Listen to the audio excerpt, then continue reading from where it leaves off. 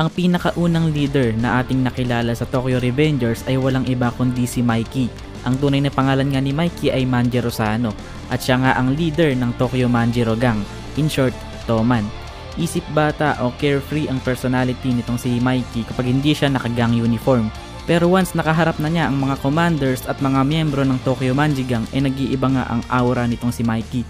Kaya niyang pasunurin ang lahat ng miyembro ng kanyang gang nang naaayon sa kagustuhan niya. At unlike sa mga ibang gangster o gang leaders, itong si Mikey ay malaki ang talento pagdating sa martial arts dahil mula bata pa lamang siya ay nagte-training na siya. At ang pinaka-signature move nga nitong si Mikey na lagi nating nakikita na kanyang ginagawa ay ang kanyang roundhouse kick na kayang magpatumba ng kahit sino, kahit mga gang leaders pa.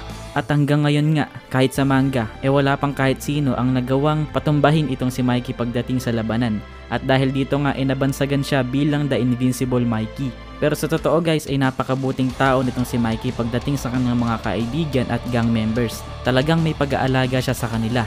Ngunit sa isang komplikadong dahilan nga nagawa niyang patayin ang lahat ng commanders at kanyang mga kaibigan kasama na dito si Draken. Ito ay nangyari sa isang future na nadatnan ni Takemichi. At sa isa pang pangyayari sa future magagawa din niyang patayin si Takemichi. At binalak din niyang magpakamatay after niyang barilin si Takemichi. Ngunit bago nga siya malaglag inabot siya ni Takemichi.